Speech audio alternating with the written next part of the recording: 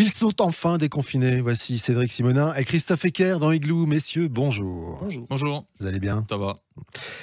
On va pas faire un concours de... Capillaire? Non. On va pas le... Je suis désolé, c'est sorti tout seul. Ouais. Oh, j'avais pensé à autre chose, mais non. Est-ce On que va j'ai pas perdu le d'avance? faire. On va... Oui. Ça, de Avec toute vous façon. et, Ça et dépend, Christophe, hein, il y a chacun son style. Je va sais dire qu'il y en ça a comme qui ça. préfèrent effectivement pas s'embêter avec ça. c'est ça. Nous, on est très embêtés. Avec ça. Le matin, on s'en fout un peu en même temps, mais c'est pas grave, ça se voit. Hein. Les 5 règles d'or pour obtenir la meilleure assurance de prêt, c'est le thème de l'émission aujourd'hui. Et c'est avec Christophe Ecker, le président de Ma Solution Crédit. Tout à fait. Vous connaissez l'émission évidemment, c'est la vôtre. Toujours un plaisir de revenir. Voici donc les questions de Cédric Simonin autour de ce sujet. Bah oui, parce qu'on ne cesse de rappeler que les taux sont historiquement bas, que le coût du crédit ne cesse de baisser.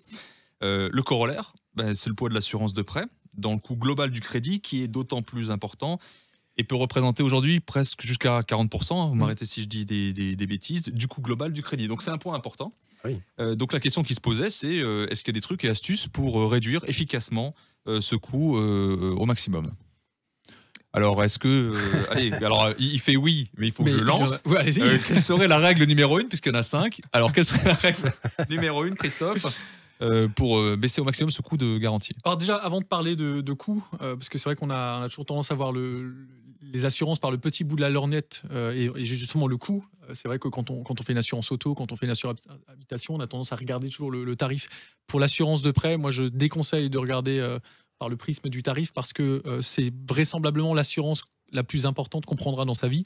Pourquoi? Parce qu'on couvre un capital important, qui est le montant qu'on emprunte pour l'acquisition de sa maison, et aussi parce que c'est un outil successoral d'une certaine manière, puisque bien se couvrir dans le cadre de son assurance de prêt, c'est aussi mettre à l'abri son conjoint survivant si on décède et éventuellement ses enfants. Donc la première règle, avant de parler du tarif, c'est de ne pas négliger les garanties et de vraiment bien s'assurer. Ok. La deuxième règle, identifier son besoin et adapter sa couverture, ça veut dire quoi? Ouais, selon le projet immobilier qu'on a, le besoin en couverture d'assurance n'est pas le même. Je prends le cas entre un investissement locatif et l'achat d'une résidence principale. Pour une résidence principale, on va essayer de prendre vraiment une assurance la plus complète possible, donc décès, invalidité, arrêt de travail. L'arrêt de travail n'est pas indispensable du tout dans le cadre d'un investissement locatif, puisque quand bien même l'emprunteur, lui, est en arrêt de travail éventuellement, il aura toujours un locataire qui, lui, ne le sera pas, et donc ses loyers continueront d'être payés. Donc, c'est pas la peine de se surassurer. Il faut très très bien se couvrir, mais c'est pas non plus la peine de se surassurer, surtout que certains emprunteurs ont en plus, par ailleurs, des contrats d'assurance qui peuvent parfois couvrir les mêmes risques. C'est vrai. Règle numéro 3, faire jouer la concurrence. Oui, alors ça c'est assez nouveau parce que très très longtemps l'assurance de prêt ça a été la chasse gardée des banques. Alors aujourd'hui encore c'est un marché qui est archi dominé par les banques. À peu près 80% des assurances de prêt ce sont les banques qui les détiennent. Mais le législateur ça fait maintenant une dizaine d'années qu'il s'est attaqué à cette espèce de monopole et aujourd'hui on peut beaucoup plus facilement choisir son assurance de prêt librement auprès d'une compagnie d'assurance et les banques n'ont plus le droit d'imposer leur assurance de prêt. Donc il faut faire jouer la concurrence. Elles le prennent mal ou pas? Disons que c'est dans le contexte en plus dans lequel sont les banques, à savoir avec des marges dégradées puisque les taux sont bas, le contexte n'est pas forcément facile pour elles, ce qui est objectivement vrai. Se faire attaquer en plus sur l'assurance de prêt qui est pour elles un produit à forte marge, oui, elles sont moyennement enclines à le faire. Je peux revenir juste sur vous parliez de coûts, les taux immobiliers ont vraiment baissé, les coûts de l'assurance, non. Alors, par le jeu de la concurrence, oui, et heureusement. Oui. Aujourd'hui, on peut trouver sur un emprunteur de moins de 30 ans, avec un même niveau de garantie, la différence peut aller du simple au triple entre le coût qu'on peut trouver dans une compagnie d'assurance et ce que peut proposer une banque de prime abord, puisqu'ensuite, elle peut évidemment négocier aussi et baisser son tarif. Mais donc, sur un crédit à 200 000 euros, par exemple, on peut aller de combien à combien? 200 000, ça peut vous coûter 25 euros par mois, comme à peu près 60-75. Ouais. Ah oui, quand même. Ah donc, ouais. Ce qui fait sur un coup de crédit, alors je le fais vraiment de tête à la louche, c'est entre 7 et 15 000 euros, quoi. Ah, ça peut être... Oui, sur un coût total de crédit. Exactement. Et là, on parle d'un emprunteur, encore une fois, jeune, qui ne présente pas de soucis de santé. Dès lors qu'on est un petit peu plus âgé et qu'on a en plus des soucis de santé, ça peut aller très très vite. On peut très rapidement atteindre les 100. Oui, c'est plus cher. C'est plus cher, oui. Alors, règle numéro 4, lire les contrats entre les lignes. Surprenant quand on parle d'assurance. Ouais, mais c'est pareil. Hop là, ça y est, là j'ai encore des amis. C'est pareil. On a tendance à pas le faire sur des contrats plus standards comme l'auto. C'est vrai que franchement, moi le premier, j'étudie pas spécialement les contrats que je signe. Sur l'assurance de prêt, encore une fois, de par les enjeux qu'elle présente, il faut vraiment faire très très attention. 2-3 points sur lesquels il faut être vigilant. la notion d'indemnitaire forfaitaire. Quand on est en arrêt de travail et qu'on est couvert par une assurance de prêt, il y a 2 prises en charge. L'indemnitaire, on va vous prendre en charge que votre perte de salaire.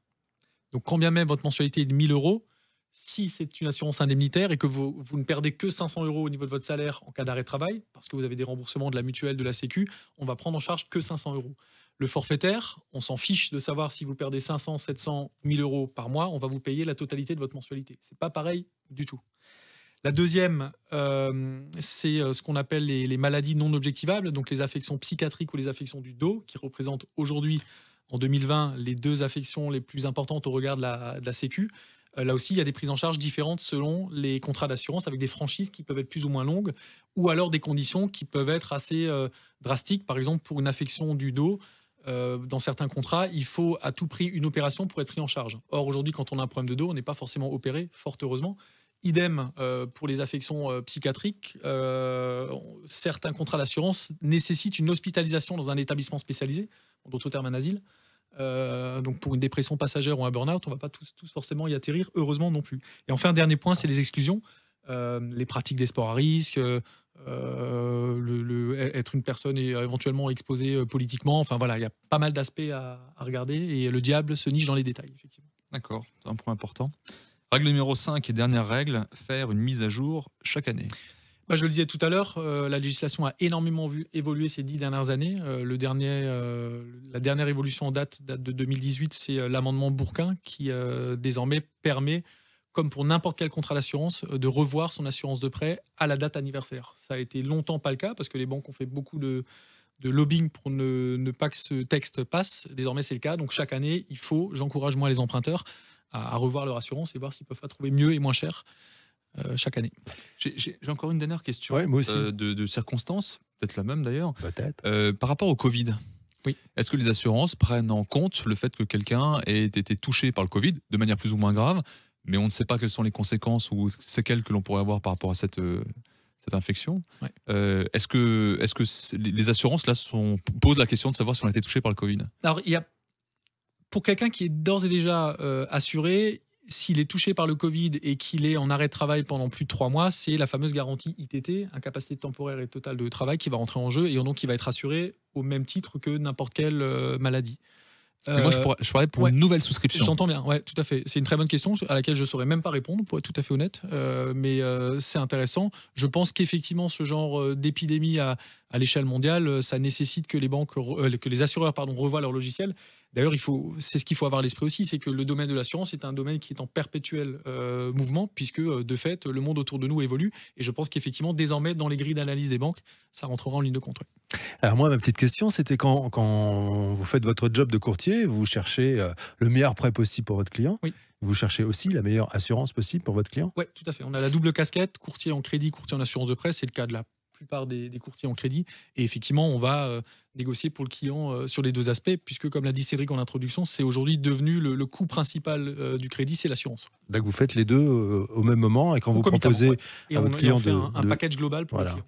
Je rappelle que vous êtes payé quand le client décide de travailler avec vous. Que si le dossier aboutit. Voilà. C'est tout. Super, merci. Merci à vous. C'était très sympa cette émission. Il y en aura d'autres, évidemment. On arrive bientôt à 100 igloos. Cédric Simonin, saison numéro 3. Qui l'eût cru il y a 3 ans. Oui, qui l'eût cru. Mais on va poursuivre évidemment ce Mac de l'habitat sur topmusic.fr, sur les plateformes de podcast, sur Igloo en air, sur Facebook, sur le site de Trianon Résidence, etc., à la chaîne YouTube. Enfin, on est partout. Merci beaucoup et à très bientôt, Christophe Ecker. Merci, à bientôt. Salut.